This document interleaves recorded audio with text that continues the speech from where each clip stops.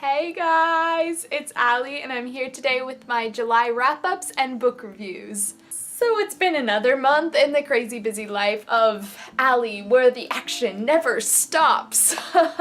Yeah. As such, I didn't get to participate in the booktube-a-thon. Still crying over that one, guys. Still crying over that one. However, in the light of my crazy busy life, I did in fact get to read 3 books this month, and I am super excited to tell you all about those 3 books. So the first book I read this month was Mr. Penumbra's 24-Hour Bookstore by Robin Sloan.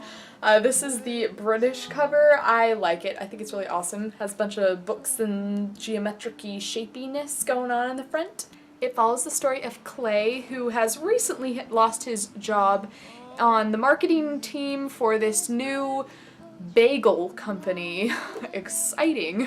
And so now he's on the job hunt, and he just so happens, he lives in the San Francisco Bay Area, and he just so happens to stumble across this store that is in need of workers. So he walks in, it's Mr. Penumbra's 24-Hour Bookstore, by the way, and he basically, after meeting this strange, somewhat elusive Mr. Penumbra, he gets this job as a clerk at the store, and he has the night shift.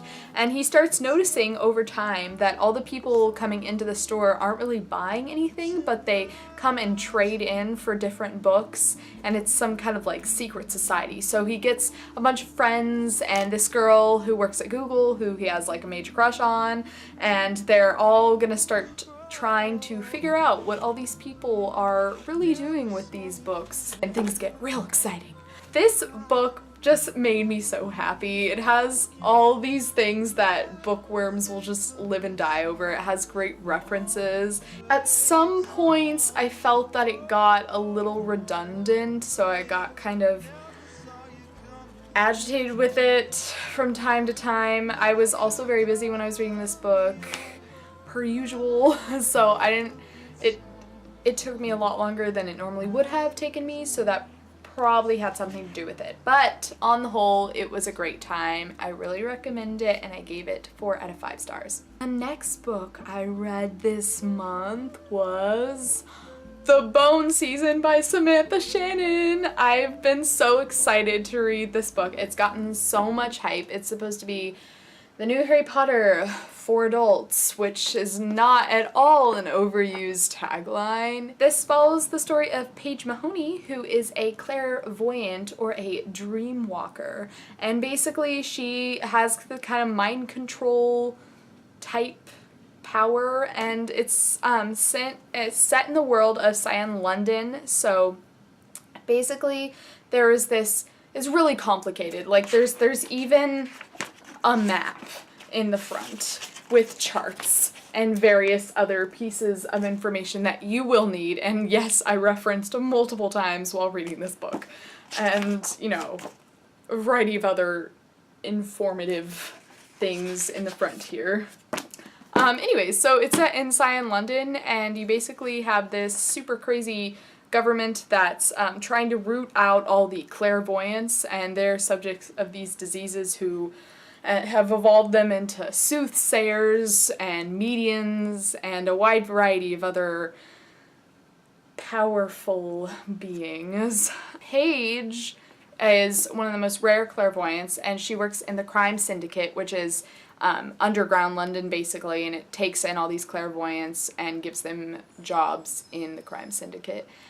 So she's a dream walker, she's very coveted, however she gets kidnapped. That's the basic gist. It's very complicated, but it is such a wild ride of fun. It has a great romance, which you are sure to swoon or be at least slightly intrigued in. Great pace, action, wonderful world building. It's so fresh and unique. It's unlike any other fantasy I've read. I would recommend this, and I gave it 4.5 out of 5 stars. Lastly, this month I read These Broken Stars by Amy Kaufman and Megan Spooner. And this, first of all, let me just say this cover is very pretty. So basically, I picked this one up because I'm a big fan of Beth Revis's Across the Universe series, and this is supposed to be, if you liked Across the Universe, read These Broken Stars. So I've been seeing it in the bookstores for a while, so I decided to pick it up this month. And it was very, very sweet. It has like a really great love story, and that's kind of what I was looking for, love stories in space. So this definitely met all that I was hoping for. There's some paranormal elements going on in this book that I wasn't too keen on. I felt like it just added too much to an already, like, outlandish story, which, I mean, it was good that it was outlandish, but it got all paranormal at points, and I was just kind of, it made me a little skeptical, and it made me kind of like it a little less.